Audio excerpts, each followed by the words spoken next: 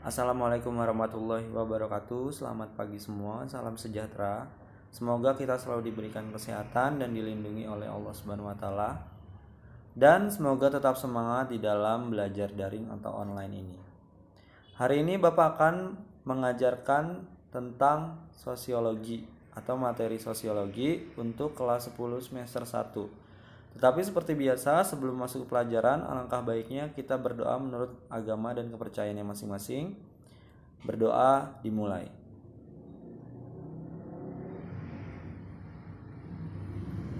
Amin. Hari ini masuk ke materi di bab kedua, yaitu individu, kelompok, dan hubungan sosial. Sebelum masuk ke materi, Bapak akan membacakan tujuan pembelajarannya terlebih dahulu. Setelah mempelajari materi pembentukan identitas individu dan kelompok, peserta didik dapat mengidentifikasi faktor pembentukan identitas individu dan kelompok secara tepat. Yang kedua, peserta didik dapat mengidentifikasi bentuk-bentuk hubungan sosial di dalam masyarakat secara tepat. Itu tujuannya. Oke, bab kedua ini yaitu seperti yang sudah Bapak jelaskan di tujuannya, yaitu individu, kelompok, dan hubungan sosial. Setiap individu memerlukan bantuan orang lain dalam memenuhi kebutuhannya. Setujukah Anda dengan pernyataan tersebut?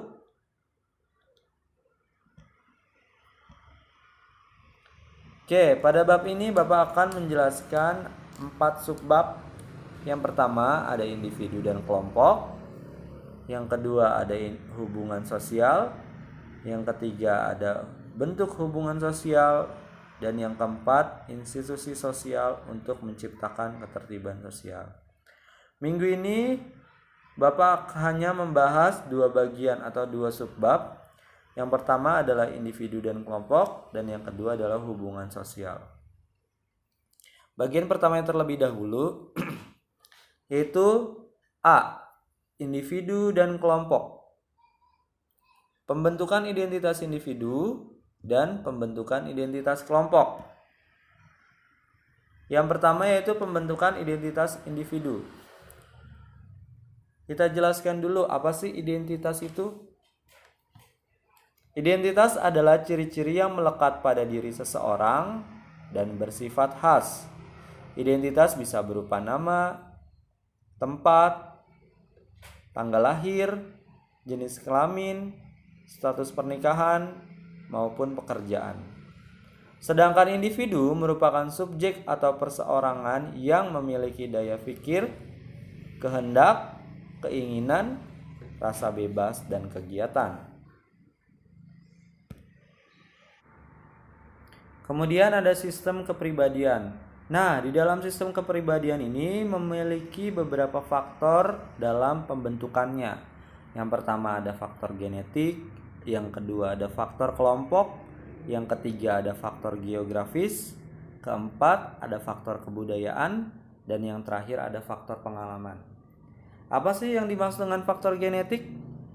Nah, di dalam pembentukan kepribadian kita selalu diragukan di dalam bidang sosiologi. Tetapi pada nyatanya seperti yang sudah kita ketahui, di dalam beberapa opini yang beredar di masyarakat, kita telah mengenal yang namanya pembentukan kepribadian berdasarkan genetik. Contoh, apabila kita mengenal teman kita yang berambut keriting, terkadang kita beranggapan, wah, ini anak pasti pintar. Atau bahkan kita melihat bentuk fisik seseorang yang contohnya itu berada di bentuk wajah. Jika dia bentuknya kotak, pasti dianggap sebagai kriminal atau orang yang berlaku jahat. Itu yang beredar di masyarakat. Kemudian yang kedua ada faktor kelompok. Apa sih faktor kelompok? Faktor kelompok mempengaruhi kepribadian apabila kita berada di dalam satu kelompok. Contoh, kita berada di dalam satu kelompok di mana kelompok tersebut melakukan kegiatan merokok.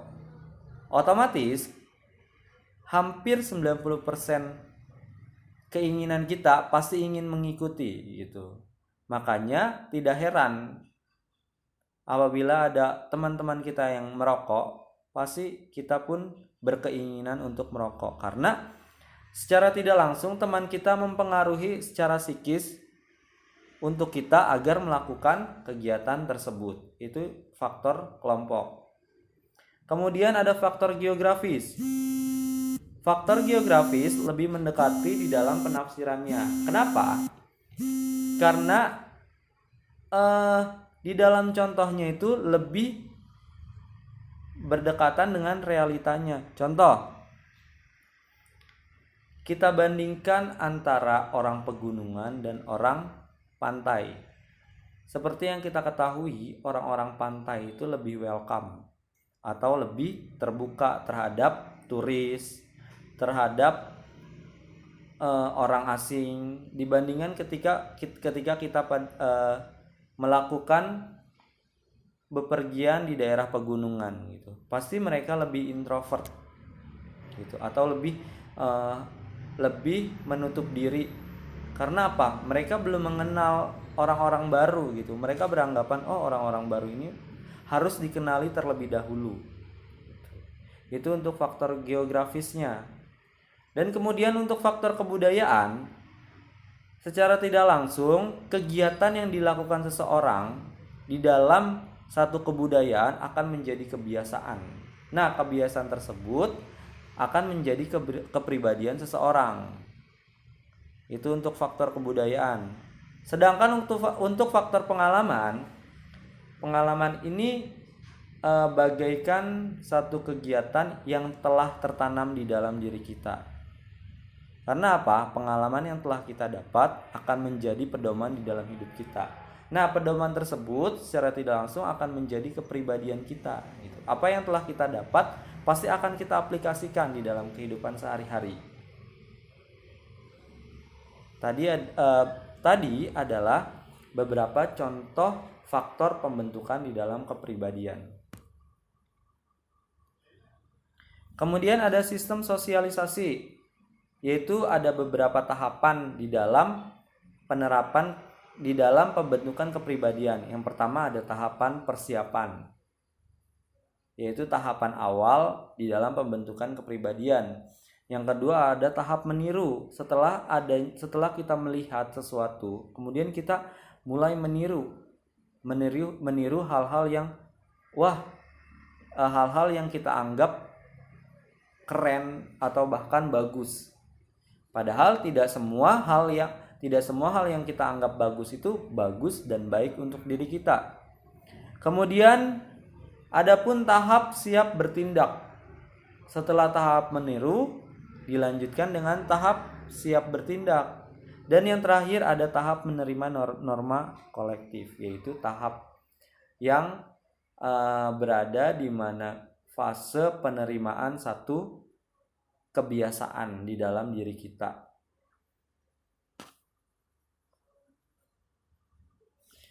Selanjutnya ada faktor tindakan. Faktor tindakan yaitu ada sistem sosial, ada sistem budaya, dan sistem kepribadian.